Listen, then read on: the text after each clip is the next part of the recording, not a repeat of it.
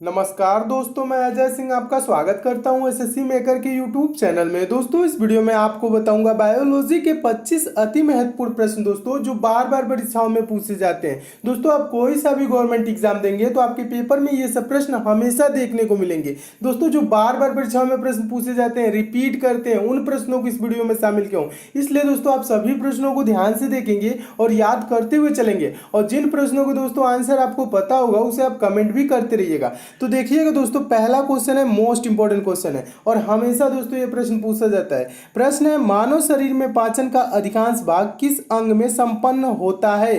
तो चार ऑप्शन आपके सामने दिख रहे हैं, तो कौन सा ऑप्शन सही होगा इसे आपको कमेंट भी करना है। और इसका दोस्तों सही आंसर हो जाएगा ऑप्शन नंबर सी, यानी छोटी आंत से। ठीक है, मानव शरीर में पाचन का अधिकांश भाग किस अंग से संपन्न होता है? तो छोटी आंत से। याद रखेंगे, ये सब प्रश्न हमेशा पूछा जाता है। नेक्स्ट क्वेश्चन देखिए, दूसरा क्वेश्चन भी मोस्ट इंपॉर्टेंट है। प्रश्न है, लार में कौन सा एंजाइम पाया जाता है? प्रश्न क्या है दोस्तों? प्रश्न है, लार में कौन सा एंजाइम पाया जाता है? और ये प्रश्न मोस्ट इंपॉर्टेंट है, हमेशा पूछा जाने वाला प्रश्न है। तो दोस्तों इसका आंसर हो जाएगा ऑप्शन नंबर बी सही हो जाएगा। लार में पाया जाने वाला एंजाइम कौन सा है दोस्तों? टाइलिन है। ठीक है, टाइलिन याद रखेंगे। लार में कौन सा एंजाइम पाया जाता है? टाइलिन। नेक्स्ट क्वेश्चन देखिएगा, अगला क्वेश्चन भी बहुत बार पूछा जा चुका है। प्रश्न है, टीबिया नामक हड्डी किसमें पाई जाती है? तो आंसर हो जाएगा ऑप्शन नंबर बी, टांग में। टीबिया नामक हड्डी किसमें पाई जाती है? टांग में, यानी पैर में पाई जाती है।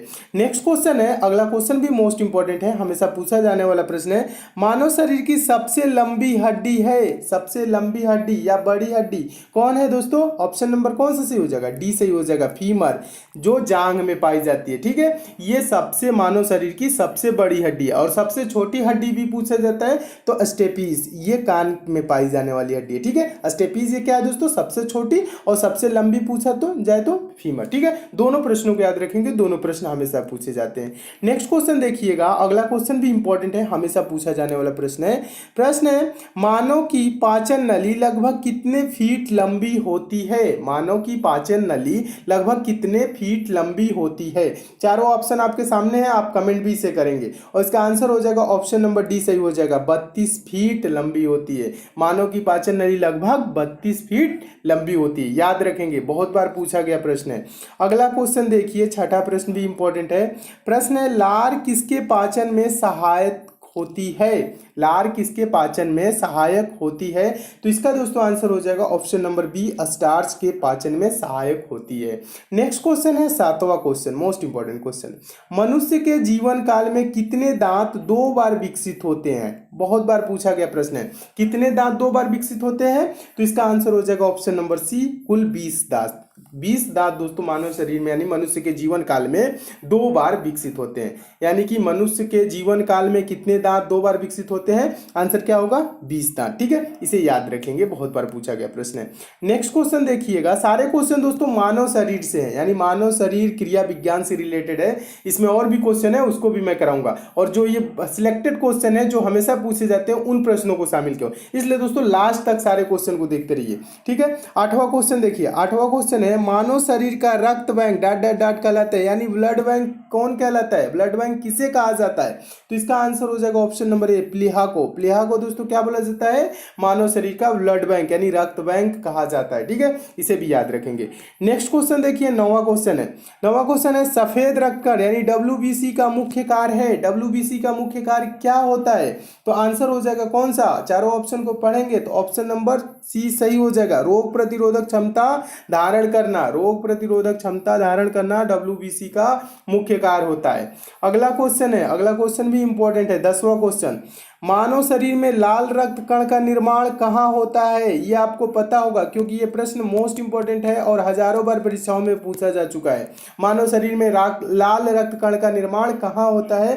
तो इसका आंसर हो जाएगा ऑप्शन नंबर डी, अस्थिमज्जा में। अस्थिमज्जा में लाल रक्त कण का निर्माण होता है, याद रखेंगे। नेक्स्ट क्वेश्चन देखिएगा, 11 नंबर क्वेश्चन है, ये भी महत्वपूर्ण है। हीमोग्लोबिन किसका महत्वपूर्ण घटक है? तो आंसर इसका क्या हो जाएगा? चारों ऑप्शन को पढ़ेंगे तो ऑप्शन नंबर इसका ए सही हो जाएगा। हीमोग्लोबिन किसका महत्वपूर्ण घटक है? तो आरबीसी का महत्वपूर्ण घटक है, इसे भी याद रखेंगे। अगला क्वेश्चन देखिएगा, 12 नंबर क्वेश्चन है, रक्त में पाई जाने वाली धातु है। रक्त में कौन सी धातु पाई जाती है? लोहा पाया जाता है, ऑप्शन नंबर डी सही हो जाएगा। रक्त में पाई जाने वाली धातु लोहा है। इसे भी याद रखेंगे, ये भी प्रश्न बहुत बार पूछा गया है। नेक्स्ट क्वेश्चन देखिए, 13 नंबर क्वेश्चन है। 13 नंबर क्वेश्चन भी इंपॉर्टेंट है। पाचन क्रिया में प्रोटीन निम्नलिखित में से किस पदार्थ में बदल जाते हैं? पाचन क्रिया में प्रोटीन निम्नलिखित में से किस पदार्थ में बदल जाते हैं? तो इसका आंसर हो जाएगा ऑप्शन नंबर सी, एमिनो अम्ल में बदल जाते हैं। ठीक है, इसे भी याद रखेंगे।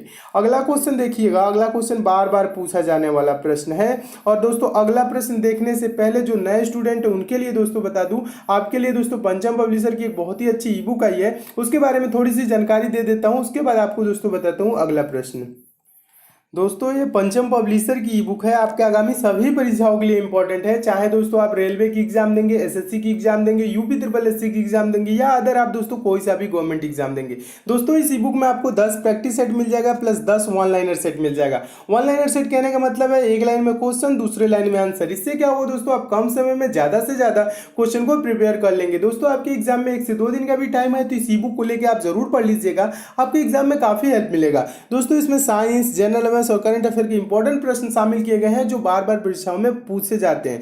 दोस्तों पंचम पब्लिशर इसकी कीमत 150 रुपए रखी थी, लेकिन मेरे कहने में दोस्तों ये ई बुक आपको मात्र 25 रुपए मिल जाएगी। इस ई बुक को दोस्तों आप ले कहां सकते हैं, तो इसका लिंक दोस्तों मैं नीचे डिस्क्रिप्शन बॉक्स में दे दिया हूं, उस लिंक के थ्रू दोस्तों आप इस ई बुक को डाउनलोड कर सकते हैं। दोस्तों ये ई बुक है, पीडीएफ नोट्स की तरह है, आपके मोबाइल में ही डाउनलोड हो जाएगी, आप मोबाइल से ही पढ़ सकेंगे। ये मार्केट में ऑफलाइन आपको नहीं मिलेगी। अगर जो दोस्तों आपको डाउनलोडिंग या पेमेंट से किसी प्रकार की समस्या होती है, दोस्तों पंचम पब्लिशर का कस्टमर केयर नंबर दिया गया है, इस नंबर पर आप कॉल करके बात भी कर सकते हैं। इस ई बुक को दोस्तों मैं खुद देखा हूं, इसमें जो प्रश्न दिए गए हैं काफी इंपॉर्टेंट दिए गए हैं, जो बार बार परीक्षाओं में पूछे जाते हैं। इसलिए दोस्तों एग्जाम से पहले पहले इस ई बुक को एक बार लेके आप जरूर पढ़ लीजिएगा। तो आइए दोस्तों देखते हैं अगला क्वेश्चन। देखिएगा दोस्तों 14 नंबर क्वेश्चन है, हमेशा पूछा जाने वाला प्रश्न है। पेस मेकर का संबंध किससे है? गुर्दा, दिमाग, फेफड़ा, हृदय। कमेंट करके आपको जरूर बताना है इसका आंसर। ठीक है, और इसका सही आंसर हो जाएगा दोस्तों option number D, pacemaker का संबंध हृदय से है। और पेस मेकर कार्य क्या करता है दोस्तों? पेस मेकर का कार्य हृदय की धड़कन प्रारंभ करना होता है। ठीक है, इसे भी याद रखेंगे। तो पेस मेकर का संबंध किससे हो जाएगा? हृदय से हो जाएगा, याद रखेंगे, हमेशा पूछा जाने वाला प्रश्न है। नेक्स्ट क्वेश्चन देखिएगा, बार बार ये भी पूछा जाने वाला प्रश्न है।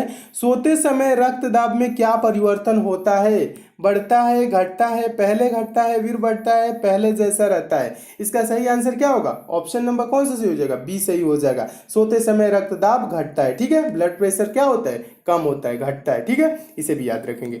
नेक्स्ट क्वेश्चन देखिए, 16 नंबर क्वेश्चन है। 16 number question most important question है। मनुष्य के शरीर में हृदय को एक बार धड़कने के लिए कितना समय लगता है?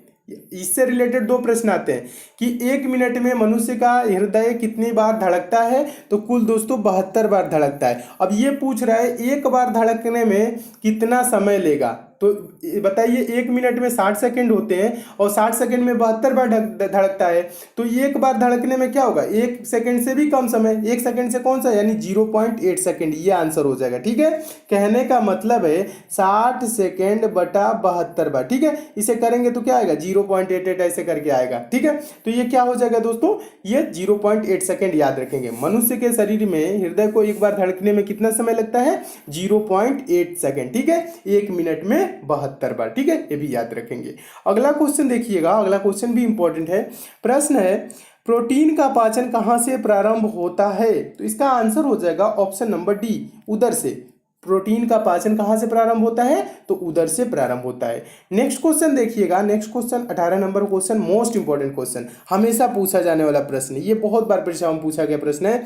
मानव मस्तिष्क में बुद्धि का केंद्र है, बुद्धि का केंद्र कौन है? इसका आंसर कौन सा हो जाएगा? ऑप्शन नंबर बी सही हो जाएगा, सेरेब्रम। ठीक है, सेरेब्रम क्या होता है दोस्तों? मानव मस्तिष्क में बुद्धि का केंद्र है। ठीक है, इसे भी याद रखेंगे। अगला क्वेश्चन देखिएगा, अगला क्वेश्चन भी पूछा गया प्रश्न है। मूत्र का पीला रंग किसकी मौजूदगी के कारण होता है? मूत्र का पीला रंग किसकी मौजूदगी के कारण होता है? तो इसका आंसर क्या हो जाएगा? ऑप्शन नंबर कौन सा सही हो जाएगा? ऑप्शन नंबर डी सही हो जाएगा, यूरोक्रोम। ठीक है, यूरोक्रोम के कारण मूत्र का पीला रंग होता है। ठीक है, इसे भी याद रखेंगे। 20वां क्वेश्चन देखिएगा, 20वां क्वेश्चन भी इंपॉर्टेंट है।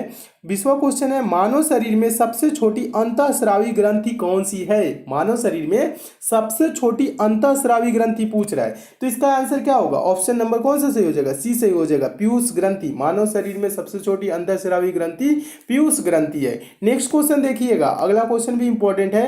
प्रश्न है, मानव शरीर में सबसे बड़ी अंतःस्रावी ग्रंथि है? यानी अंतःस्रावी ग्रंथि कौन सी है? सबसे छोटी ग्रंथि पीयूष ग्रंथि थी, ठीक है। और ये पूछ कह रहा है दोस्तों मानव शरीर में सबसे बड़ी अंतःस्रावी ग्रंथि कौन सी है? तो इसका आंसर क्या हो जाएगा? ऑप्शन नंबर कौन सा सही हो जाएगा? कमेंट भी करना है। ऑप्शन नंबर ए सही हो जाएगा, थायराइड। मानव शरीर में सबसे बड़ी अंतःस्रावी ग्रंथि थायराइड ग्रंथि है। इसे भी याद रखेंगे, ये भी बहुत बार पूछा गया प्रश्न है। नेक्स्ट क्वेश्चन देखिए, अगला क्वेश्चन है पीनियल ग्रंथि कहाँ स्थित होती है? तो इसका आंसर हो जाएगा ऑप्शन नंबर बी, मस्तिष्क में, ठीक है। पीनियल ग्रंथि मस्तिष्क में स्थित होती है, इसे भी याद रखेंगे। नेक्स्ट क्वेश्चन देखिए दोस्तों, ये सब प्रश्न आपको अच्छे लग रहे हैं तो वीडियो को लाइक जरूर कीजिएगा, ठीक है।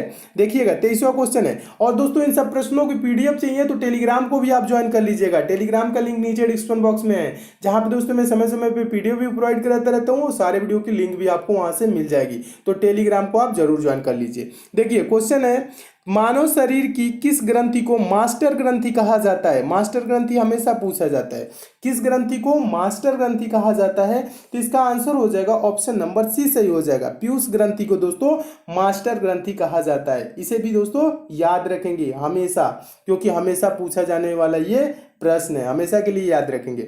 नेक्स्ट क्वेश्चन देखिएगा, 24 नंबर क्वेश्चन है। 24 नंबर क्वेश्चन भी इंपॉर्टेंट है।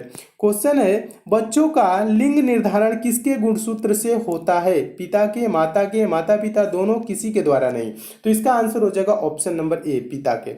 बच्चों का लिंग निर्धारण किसके गुणसूत्र से होता है? तो पिता के गुणसूत्र से, ठीक है। इसे भी याद रखेंगे। अगला क्वेश्चन देखिएगा, बहुत बार परीक्षाओं में पूछा गया प्रश्न है। प्रश्न है, पिट्यूटरी ग्रंथि कहाँ स्थित होती है?